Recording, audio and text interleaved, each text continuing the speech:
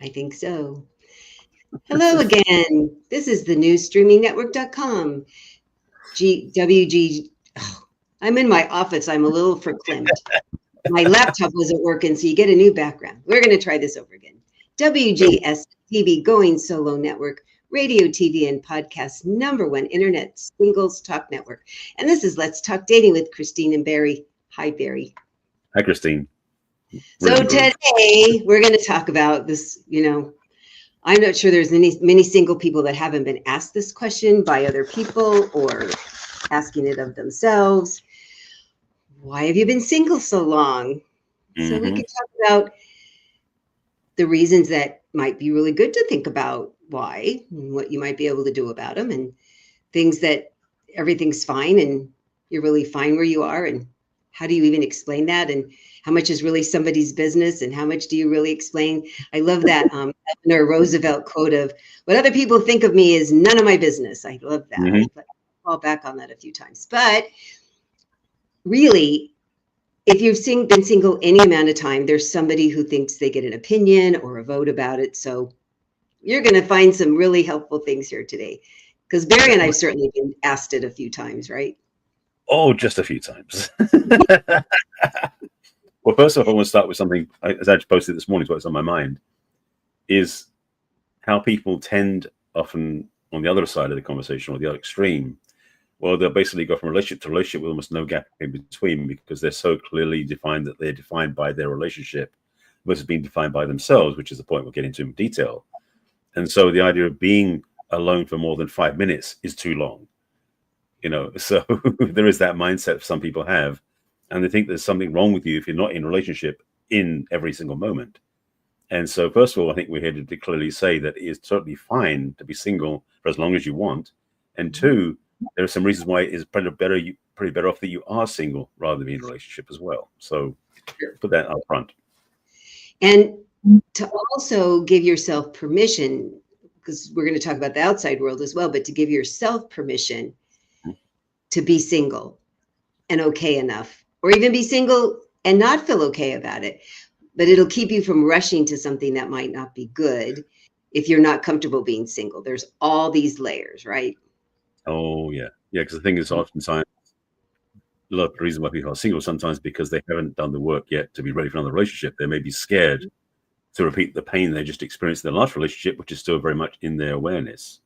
So definitely a trap, which is why I've been talking about it recently a lot about, you got to do the work when you have heartbreak, rather than just simply saying, I'll get over it and eventually time will heal it and I'll get back in a relationship again. It's like, maybe not the best path to follow. So yeah, options. And certainly in that vein of, I'm single right now because I've been hurt. And often people will say I'm working on myself, which is really great. And so I'll say, gosh, what are you doing? And they're a little stumped. They know that they want to have the words of working on themselves. They're just not sure if what they're doing is working on themselves really, or if there's other things they could do. And the other thing is they'll say, it was so awful and I never want that to happen again. Good. Everybody doesn't want that to happen to you or them again. So then I say, great. And I really sincerely mean this. Tell me what you're doing to not have it happen again. And generally, for lots of people, I used to say mostly women, now that I have more men that I'm coaching, they feel this way too, that they're just going to put up a guard and they're going to stay on alert for that bad thing because they want to make sure they notice it when it comes. And without a lot more information, that seems like it would work, that you're always watching for a tiger. You probably will see a tiger when it comes up, but you're going to miss a lot of other things because your energy and time are waiting for this thing that isn't even there. And think of all the adrenaline you're using when there's not really anything there. So there's a better way to be proactive about, I don't want that to happen again, rather than being on guard for it not to happen all the time. Exactly.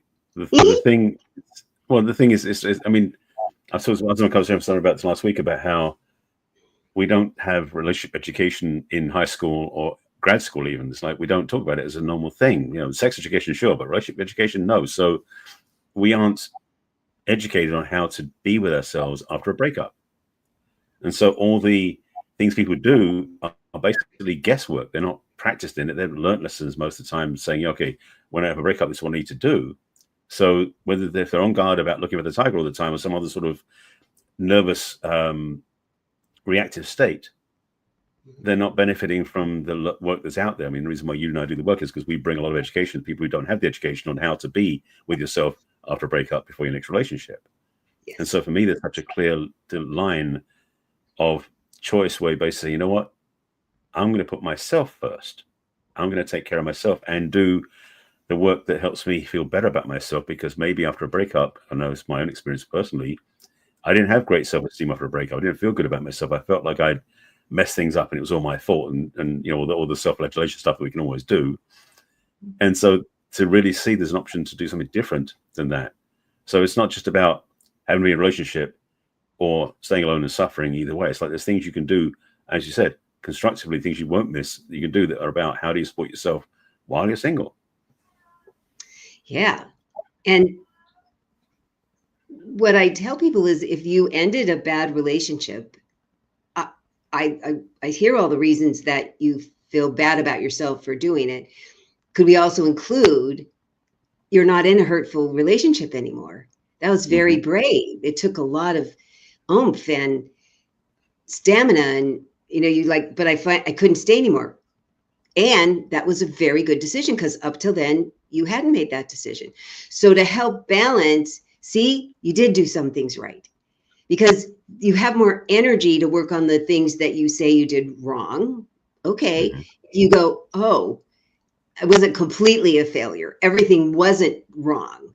I really do know a couple of things, because we think we know nothing after that. Often we really do capitalize on all the things we didn't do right to make it better or make it stay, or how did we not stick up for ourselves better?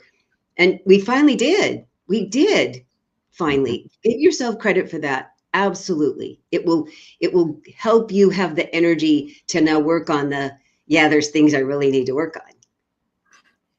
It is something that some people unfortunately tend to bury under the rug. They don't want to deal with it. Because the other thing about being a place where you feel guilty about happening is you feel like, I did nothing wrong. I'm fine. I'm totally fine. I don't need to do any of this stuff. So they won't look in the mirror. They won't look at what their contributing role might be in that breakup. So it doesn't matter which side of the relationship you're, if you're the breaker up or the breakee, there's work to do. You're single again, because that's really what you want to do. Because this is the question I want to ask anybody watching this or listening to this, is if you are desiring to change your relationship trajectory to have a better relationship than you had in the past, it tends not to happen by luck. It tends to happen by doing some inner work, so you become a better partner. You know, a perfect catch to be a better catch.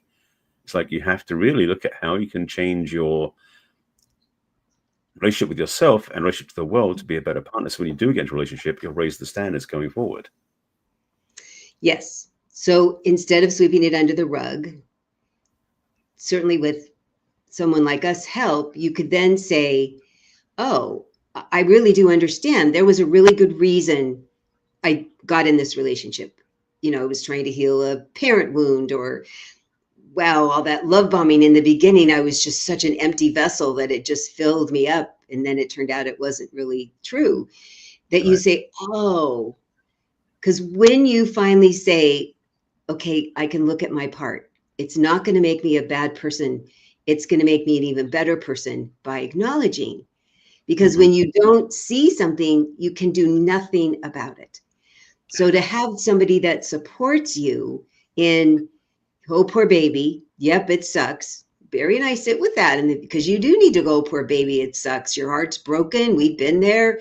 You know, you felt let down, and you have every reason to say, I don't ever want to do that again. And then we get to say, and you get to choose. So let's look at why. What was the part that you, now that you are going to know better, can change? You can't go back. And there's, you know me, I have to see both sides of the coin, that I have to say, so eventually, what was the good thing? What did I learn from that made it better? All that dating I did before I met my late husband certainly prepared me to be the right person for him and to make sure he was the right person for me. And I say thank you to all the experiences, the ones that were fun, the ones that were hard, the ones that were easy, the ones that were sad. I say thank you in such big letters because I'm really clear. I'm taking all the credit for I got there because I did the work. And part of the work was it feels crappy. It can feel crappy in part of the work. You know, no, neither one of us say this is all going to be fun and rainbows and unicorns. No, far from it. And it's so worth it. It's so worth it. I mean, if you want to get more fit, you do things that maybe aren't as much fun, and maybe your muscles hurt for a couple of days, and yet you have this goal in mind. So it's the same way with our coaching, that when you say, I want to pick better next time, I want to fix my picker, I want to be attracted to and attract somebody that's better for me, what adjustments do I need to make? And none of it is negative if you don't take it that way. All of it is, I now know better, like the wonderful Maya Angelou. We really need to give ourselves grace. We did what we knew then, and now that we know better, we can do better. That's all we knew. So if you say, oh, yeah, that's true, I didn't know any better, and I wouldn't have known better if I hadn't gone through it. So eventually, all of you will get to the place where you're like, thank you. I'm glad I had that experience, because now this is where I am now. And I am going to now learn what I'm going to do differently so I don't have that. Because that's the other thing I said, you need to be clear about what it was that you didn't like. And then we're not going to concentrate on that. We're going to concentrate, what would you like instead? What would you like instead? And you might not have any idea. That's why we're going to talk. We can come up with the options of, here's a bunch of alternatives. Which one seems to land best with you now? Let's go practice that. Is that really what you want? You want a little more, a little less, something completely different. But you don't keep concentrating on what you don't want. You switch it to what you do want. I know you have that philosophy too. Absolutely. And by the way, I just want to say something just to put things in context. So when people say, you know, you've been single so long, I don't say it to my clients because I've been single for a lot longer than most of them have. And that's been intentional. I mean, initially I didn't plan on it. But it's been, I mean, just to be transparent, I mean, I've been single now for basically 18 years. And that's been okay, because what I've been doing is the work that, one, I needed to heal myself, first of all. Secondly, to then become masterful at the work I've done so I can teach other people. The reason why I do what I do really goes back to that breakup. So for me, and this is something true about men as well, is being in my masculine. One of the things I discovered massively when I got to masculine was what my why is more important than anything else. What my calling is, what my vocation, mission, purpose is, must come first. And getting that working, getting that solid, one, it prepares me for the next relationship, but two, it fills me up so I don't need a relationship to feel okay. And that was the trap I didn't realize I fell into before that point. I'd always feel like when I was in a relationship, I was missing out, I was losing out, wasn't working. When I was in a relationship, it's always great, except, and this is the thing I think it's also true for other men, I was always looking at, well, yeah, but what's better than this? What can I do that's better? I didn't stay where I was energetically. So no, I broke up several relationships because I didn't stay static in the relationship. So that's another piece of it. And then another piece of the conversation for everybody to think about too is, if you're somebody who's on a growth path of some sort, if you're looking to grow and evolve and become better, if your relationship you're in doesn't grow with you, it tends to fall away. It's true of friendships, business relationships, and romantic relationships. It's true for me. I learned that myself, is that my evolution, my journey, my growth, my self-relationship improving is my priority. And then everything around me either moves with it or doesn't. It's that simple. Such a good point. So when Barry and I are very clear that in our individual lives, we have spent lots of time on personal growth, learning about ourselves, learning how to help other people, learning all these options, which is why we're both, just like Home Depot, full of lots of tools for you. So, people, when I really started concentrating on this, I've been studying it for 35 years. When I finally looked back, when I first met the delightful Allison Armstrong, 2 years into her thing, I had started searching and took a couple years to find her. But then when I really said I need to date differently in 2001, and I concentrated on it a lot, it took me 4 years. Mm-hmm. to keep dating differently and meeting different men to finally go, oh yeah, this is the one, when I met my late husband. So our goal, that I'm going to say is a good thing that we've taken a while, is now we help people generally certainly go faster than the many years that we've spent. And Mm-hmm. and I think that gives us some credibility. And I have to tell you, I hardly get asked it anymore. It's really lovely because I was single for over 20 years between my marriages. I did have a few long-term relationships, as you did. Mm-hmm. And now it's been 12 since Tony's been gone. And it's lovely how often people don't ask me anymore, because it was very common the farther I got into that 20 looming. Yeah. And so I think part of the concern, if I look at the people on the other side, because it's important to think that, am I really ready for a relationship? Do I stay in relationships? Am I ready to be committed? Have commitments? Committed. Yeah. And so I would ask somebody those questions, but with curiosity. And because what we do for a living, the other layer that I just really need to say out loud, that the good news and bad news is, when you are in a personal growth energy and you're really making a point of it, there aren't as many people. I mean, we only need one, but there just aren't as many people. So dating is a numbers game. And I tell people, you need to have patience and persistence, and that you're going to learn something every time. So when I'm in that space, when somebody asks me, that's what I say. I said, well, it's very fascinating to date as a dating coach. And it's really important to me to find somebody who not only is not threatened, but is fascinated. Tell me more about what you know. Mm-hmm. And they're not like, oh my God, can you read my mind? They're just like, wow, I want to learn more. That's so interesting, because I'm just as interested in learning about what they do. I met somebody last evening who had run this very interesting business that I was peripherally aware of because it's in a neighboring city and I'd been there forever. And I was fascinated learning about the inside scoop about the business.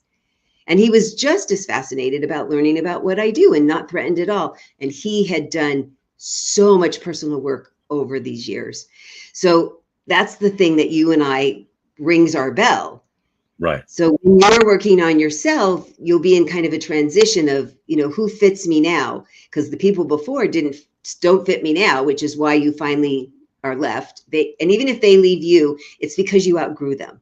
It's really always a good thing. It just is. It feels awful, and it's always going to be a good thing. Doesn't it always turn out that way for you, even though it hurts horrible in the middle? Very true. Yeah, absolutely. And the other part as well is that the judgment that you've been single too long is a projection from somebody else anyway. Because if you know why you're doing what you're doing and you're living your own life, that's fine. But if somebody else has an issue with you being single too long, what's their agenda? What's their issues? So the thing is, when somebody asks you or says that to you, or insults you by saying it that way, you can get to say to them, it's like, why do you ask? Why they're so curious? I mean, maybe they're interested in you because they're because they're single or something like that. But the thing is, when somebody says that to you, why you've been single so long, I think there's oftentimes another thing behind it, which is a judgment or assumption that there's something wrong with you. And the thing is, this is another part that's really societal, is that we also live in a society where a relationship, particularly marriage, straight marriage particularly, is looked upon as being the right answer sort of thing. And anything other than that, something is wrong. So if you're an adult, especially if you're a mature adult and you're single and you're not widowed, because that can be another reason too.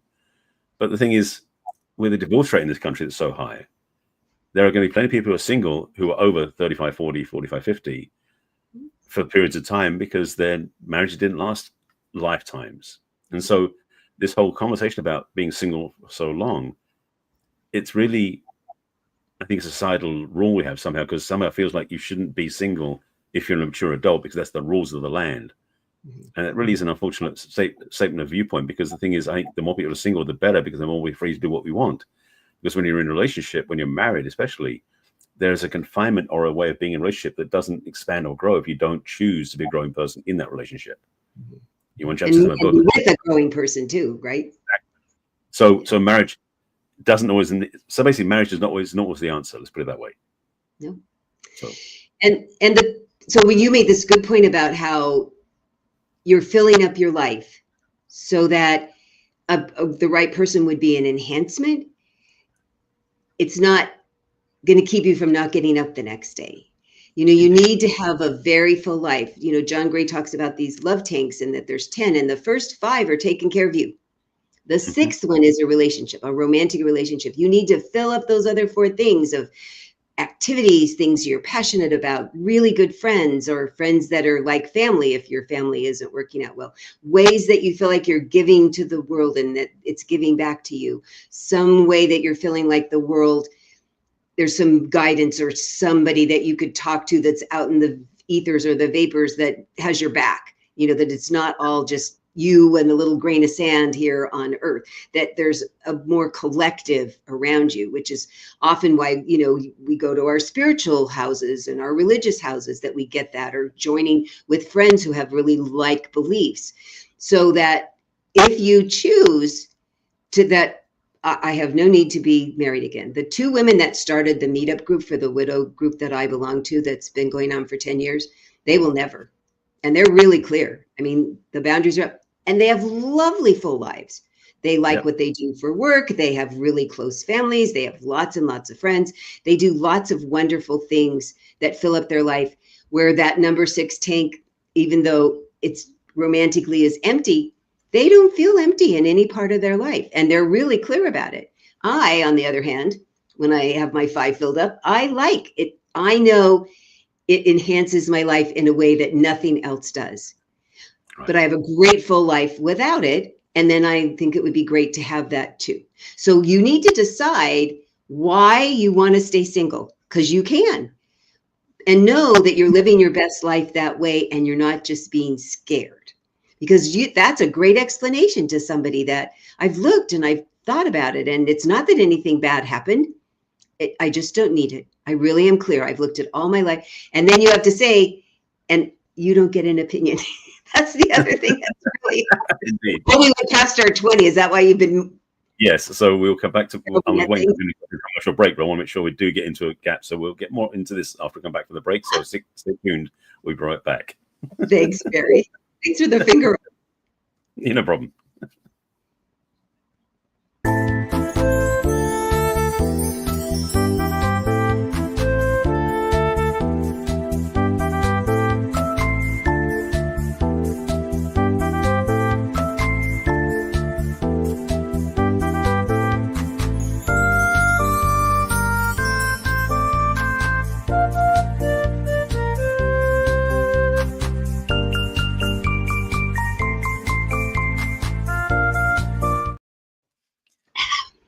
Yeah, I went and got my drink and scared the bejesus out of the cat. There's just a lot happening at the Baumgartner house today. Mm-hmm. This is Christine Perry back with Let's Talk Dating. And today we're talking about, why have you been single so long? It can be such an obvious question. The thing I also speak to about this, and you touched on a few things too, it's like, I know for myself, I have a lot of things I do in my life that in some ways being single makes it easier. You know, I got a lot of service work I do. I just go do it. Yes, it'd be love to share it with a partner, but as a partner, it feels like with a partner, it might be not as easy and simple to do. And it's not a bad thing; it's just a choice point. So for me personally, being single, I've gotten into the groove of certain things that work really well for me. And if I get into a partnership, that has to be additive to that, not sort of replacing it or pulling that apart. So my message is that if you have been single for a long time and you built up a certain lifestyle and practice things that really work, some of the things don't have to be given up when you get into a relationship. So don't be afraid that you might lose that when you do fall in love again. Yeah. And certainly it's really important to get clear about, like, the couples I have worked with and just friends I know that are doing the living apart together, where they have their separate houses and they do spend time at their house alone. They spend most of their time together, but they go do their alone thing. They do their recharging thing that only their house can give them, especially if you have been alone for a while. It might be that you still need some of your routine. You still need some of the grounding that you get, and that it's perfectly fine to include them as well, and to decide how much of your time you need by yourself that is nothing negative about them. I mean, that's a different conversation. But this is the part where you could say, could I ease into a relationship if I knew that I've had this conversation? The other person's like, sure, fine. I'm happy to have my house and I'm happy to go back and forth. And let's talk about what we each need. Because I think that will lower some of the concern and anxiety when, you know, lots of women say, I'm so independent and I don't really want to have somebody that I need all the time. So figure out what would be a benefit. What do you think would enhance your life having a person in it? Get really quiet and clear about that, because then you now have your shopping list to go out. The latest thing I've been talking about is accessories on cars, because people spend a lot of time thinking about the accessories, you know, the seats and the color and all the electronic stuff. So do that. What kind of accessories is what I need? And they go, gosh, isn't that, you know, kind of boiling things down to, you know, just petty things. Not if they're a big thing to you. And if it would get on your nerves if the other person says, I want to be with you all the time. And you're like, well, no, I could do every other day. Or I could do 4 days a week. I was just coaching somebody that she told him she just needs Sunday and Wednesday off. And he said, okay. But then he had something come up on a Sunday that he wanted to invite her to. And I said, so what did you say? She said, okay, I'll listen to it. And I said, but you have to say that that's what you're doing. She goes, yeah, because then he called again. And so you weren't clear again about, okay, thanks. Let me if you have something comes up. The other thing she's now decided she could say is, if you have something that you want to talk about that we're going to do tomorrow, but the rest of the day I need to, and you're going to text and I'll say, sure, I'm fine. And I said, are you less crabby now? She goes, I'm so much less crabby now, because she felt like he was encroaching. She didn't realize how much he was letting in, mostly because she just wasn't saying. And now everybody's happy again. He's honest. He would like more time. He's fine enough. He's fine enough with 5 days. He gets 5 days. But the thing is, though, and it's again part of the conversation and part of the work I do with my clients too, is building up their healthy boundaries. And so one of the challenges about being single is we're not accountable to anybody else. Yeah. So when you have a new partner, a new relationship you're building, there's an accountability that comes up, which is, like you said, about communication. So that way the person who you're dating knows what you're up to, where you're going, because you may just be in your own groove doing your own thing, and they're wondering, like, what happened? They disappear on me, they ghost me, what's going on? So they feel left out. So it does require a certain transition and a certain awareness that when you're dating somebody or being single for a long time, that you're sort of now strengthening another muscle, which is communication. So that way you keep them in the loop. Because the thing about being single is it is easy to get in the groove of just doing your own thing and not having anybody else to be accountable to. When you're in a relationship, that's going to shift a little bit. It needs to. You know, I've told my Christmas story. I had been single for over 20 years. I married this lovely man, and it's the first Christmas. We got married in June, and I'm out at the mall enjoying the music and the people, and I love being there and all the crowd. And at 8:30, Tony called and said, are you coming home? Are you okay? And I'm like, oh my God, I forgot. There's another person who would care. I really have loved that there's somebody who cares that I show up back home again. I am so sorry. And he really understood. It just wasn't in the front of it was then from there on, because it was important to him and important to me, but I was not in the habit. And what I found too is living with a husband and a teenage daughter, I liked that she had friends she went away with. And I liked that he went on business trips occasionally. I was very content to have them there the majority of the time. And there was just part of me that went, I like having just me and the cats alone time. Mm-hmm. Because I'd had that for so long. It was kind of like, oh, this brings me a different kind of peace. And then I'm really excited to have them come home. So when you're really honest, which I'd sort of thought of, but it really came to the front of my brain once I'm now living in this house with these two people, I like having some time off. And I watched to see, could it get arranged without me having to say anything? And then I would just go, I like this. And they go, really? Because they went to Canada once without me to go see her brother. And they're like, I go, have a great time. You know, I like my own time. I'm happy to be at the cats, because I went with them lots. And I'm like, no, I'm fine. So we kept just checking in with each other. That's the important thing. And I think that's a lot of what single people are afraid of, besides doing something, again, that was bad for them, just something that might be uncomfortable. And you said you just need to communicate. First, you figure it out yourself, and then you need to explain it to the other person. And then you say, what do you think of that? Because they get a vote. Mm-hmm. Like the woman with 5 days, they needed to have that conversation. Absolutely. Because one thing about boundaries, just to get back on that for a second, is that oftentimes when in a relationship, that's something we don't actually know how to enforce or how to build because that person's in our life so much. So the time you're single, and I'll say it this way, if you are single for quite a while and you haven't done any inner work to really build up your own inner emotional musculature, so to speak, so self-trust, self-worth, self-confidence, boundaries, those sort of things, I would recommend doing that now whilst you're single before you get in a relationship, because then when you're in a relationship, you'll be a better partner and you'll have healthier ways of being with yourself, so that when your partner does their own thing, needs to do their own thing, you know how to communicate and have that healthy space so you can be comfortable being on your own. Because a lot of people, and I've some of my clients, and it wasn't one of my patterns too, is that when I was in a relationship, I felt like I was fully alive. When I was out of a relationship, I was on sort of half tank, so to speak. I wasn't feeling full up because I didn't know how to do that at the time. Now I live that way, so I know much better how to do that. But so for a lot of people out there who are single, part of that journey of being single is how to really get back into a healthy relationship with yourself before you go and meet somebody else and look for another relationship. Very true. Because the first step really, and it's hard to do for yourself, it's really easier if you have somebody to bounce it off of. Why are you single? What's keeping you from a relationship? What's the things you think you couldn't live up to? That's happened too. They're not just worried that the other person will be bad. They're thinking, well, could I sustain it?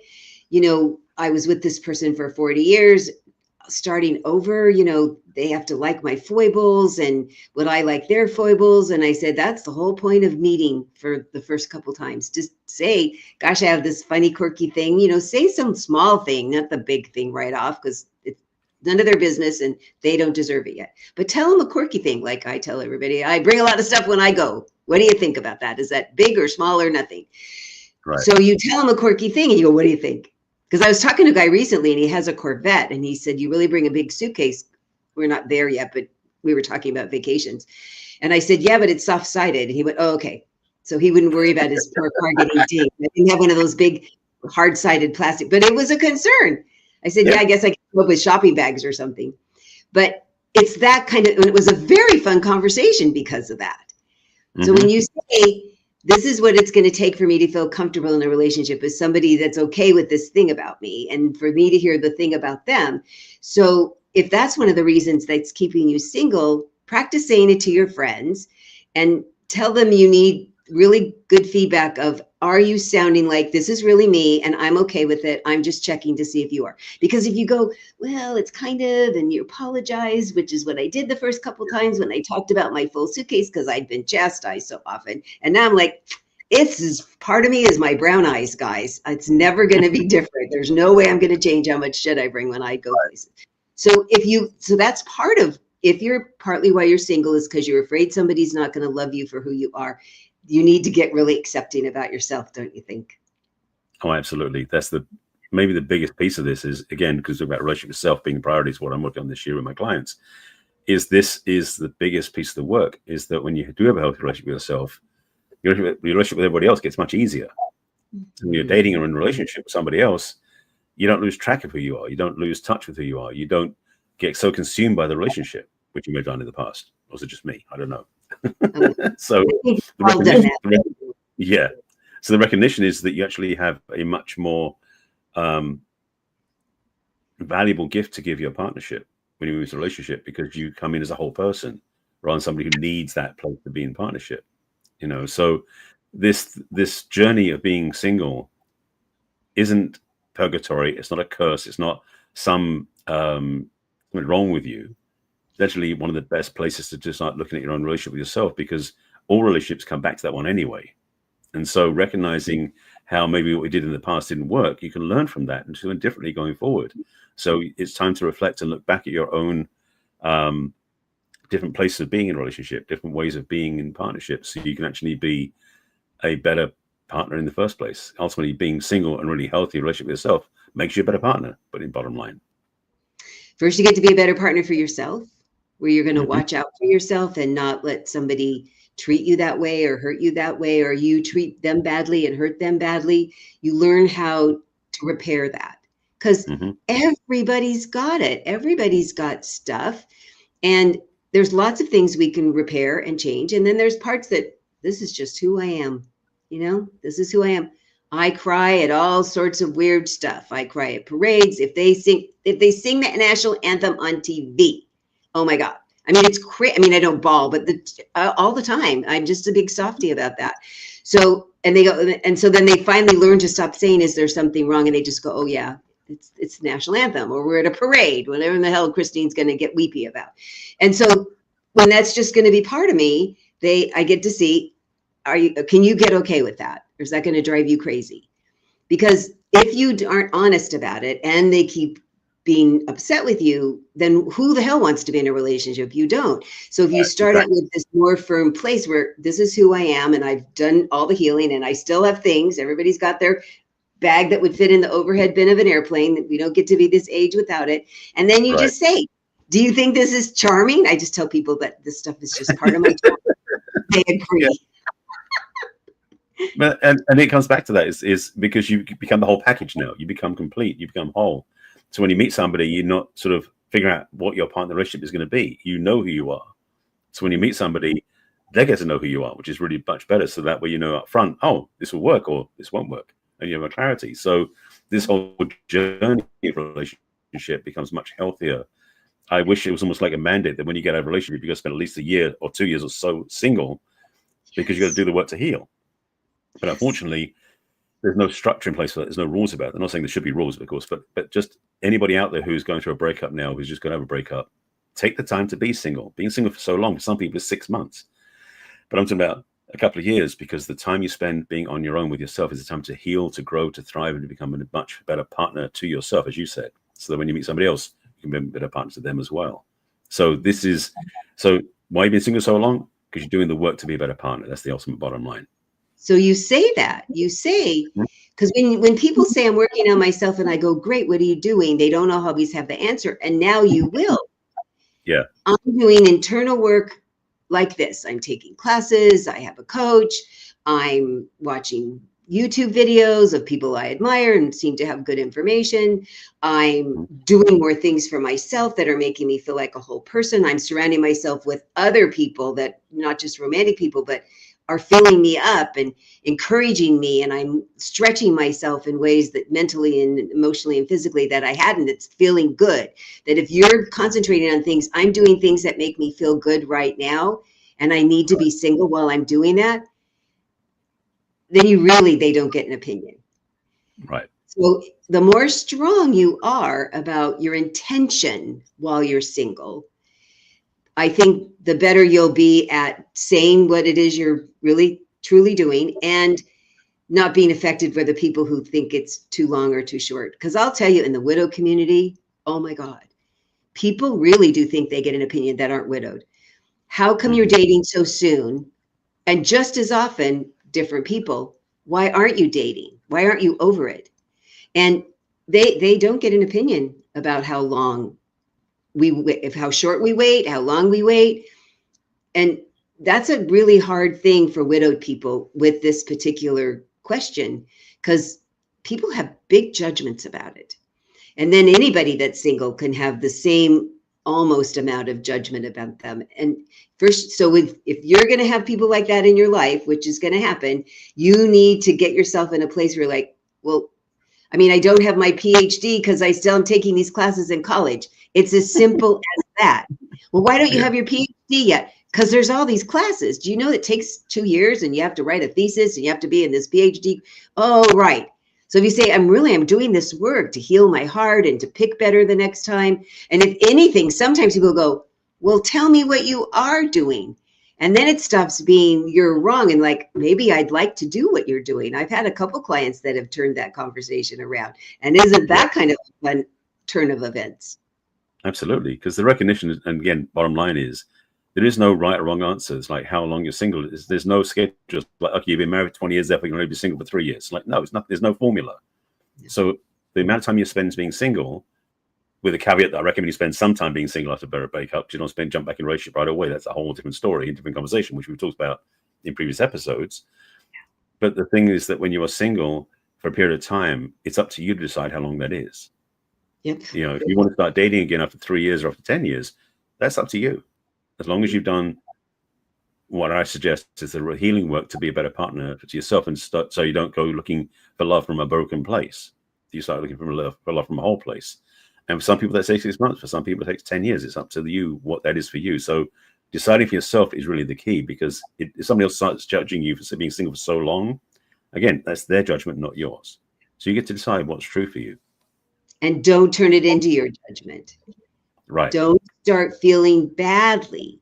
You could use it as, well, gosh, maybe I could revisit it, and maybe I'm getting a little more ready, or, well, I need to appreciate the stuff I have done to get ready, and what else is there left to do? Certainly use that as incentive to have that own personal conversation and touch base with somebody who can give you some perspective on the words that are coming out of your mouth. So if somebody's going to be critical, you can certainly turn it around to your benefit away from them, because they won't understand that. Because you're the only person in charge of your timeline. And you need to do it when you're ready, when you're comfortable. Nervous is okay, but not scared. You don't want to do something if you're scared. But nervous, sure, it's new, it's exciting. Nervous, I would tell brides when they go, oh my God, I'm so scared. I go, well, what do you think would go wrong? Because that's really what scared's about. And they go, well, nothing, because you're here. And I go, then how about if you're just excited? Absolutely. Because it's new, and you've never done this before, and it's all going to be such a big thing. That's allowed. You could be very excited. And really, our body feels very similar between scared and excited, and maybe a little nervous. So turn it around. Oh, I might be excited about this new adventure, and I'm concerned because I don't know what the heck I'm doing. I'm going to call Christine and Barry because they'll get me started. And to really giving yourself some time. Oh, I love the time. Yeah, there really isn't a formula. But what I did, the man that I dated before Tony, I didn't date at all for 1 year and 3 months on purpose. I filled my life with all sorts of other things and took a lot of, more growing things. And so I was so ready when he showed up. It was just amazing. It really was good reassurance of all the hard work I had done. Yeah, it was really, I was like, good job, Christine. There you go. That's the thing. And you get to be proud of yourself for doing the work you've done and to be a better relationship. Again, being your best relationship partner to yourself is the key. And fundamentally, that's the work, because it's so unfortunate that we don't look at relationship from a whole place. We talked about this, again, previous episodes about the whole you complete me, the codependency, the traps for relationships aren't healthy. But also it's not taught in life about how to be a better single person, how to be a better whole person as yourself, because being single means that you are okay with yourself. Ideally, it means that you come into a healthy relationship with yourself. And the real power of that is you get to decide for yourself who you are, what you want. So this why you've been single, forget the so long, is because you choose to be. And so the same thing, why have you been single so long? Because ultimately, if you choose to be, now, one caveat, if you feel like you've been single too long and you're afraid of people asking you, that's a different story. And again, that's why Christine and I are here to help you, so we can really sort of navigate the process so you can be a better partner and then choose what you want in a relationship more clearly, more defined, rather than feeling like you've been left out and you're missing out, because you can definitely have a relationship that you want. So learning how to be a better partner for yourself so you can be a better partner for the other person if that's what you're choosing. Exactly. Because if that's what you really want, it'll happen. Yeah, it really does. Takes time, but it really will happen. There's nobody that I know that really wants it and is willing to do the work that hasn't or won't meet their person. Right. You just need to be patient and keep doing the work. Yep. Absolutely. So if we convinced you that it might behoove you to talk to one of us, because we both offer you a time to chat with us before we all decide that we're going to work together, because that's a really important decision for everybody, us and our clients individually. So if you would like to talk to me, the best way to do that is to go to my website, which is www.theperfectcatch.com, and scroll down to the middle of the webpage, and you'll see What's Holding You Back from Love questionnaire. Click on that. It'll ask you 10 brief questions about where you are and where you'd like to be. And then you'll have access to my calendar to schedule a complimentary conversation with me. And we'll get to the bottom of a couple things and see if maybe it is something that you'd like to work with me about. You can also, on that same page, join my mailing list, and you'll get a repeat of the podcast and announcements about exciting things I'm doing, which is that my book is now on my website. I'm very excited. Look at there. Look at there. Yep. You click on it and it's asked if you want to ask me any questions, and then you get the download of the book. And it's really important dating advice. I'm getting some really nice reviews about it, and I'm really excited about that. So if you scroll to the bottom of that page, you now have access to all my social media, and you can click on Facebook or Instagram or Twitter or LinkedIn or YouTube or Pinterest. And all of our videos are on our YouTube channel as well. You can even send me a personal private email at Christine@theperfectcatch.com. And tell people how to get a hold of you, Barry. Well, certainly. If you go to my website, which is my name, which is barryselby.com, and there's a few things as well. I have a book as well, which I'll get to in a moment. But on the homepage of my website, there are 3 buttons you can click on the homepage. The first one is at the top of the screen, similar to Christine. I have an opportunity for you to talk to me, but I have a little, but basically click on Let's Chat, and you fill out a form the same way, you get on my calendar, and we can have a conversation about where you are, what you're looking for, and if I can help you. There's a match, easy to do.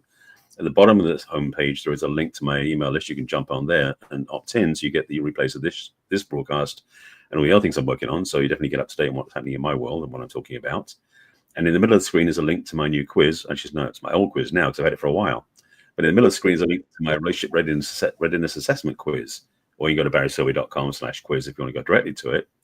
And that's a quiz that will give you some clarity about what is working in your life and what's not, and what you want to line up for your relationships. Now, I'm letting you know ahead of time, I'm building a new version of that quiz. It's going to come out in about a month, hopefully sooner, but just so you know, that quiz is changing. So take it now if you want to, but if you want to wait, there's a new one coming soon.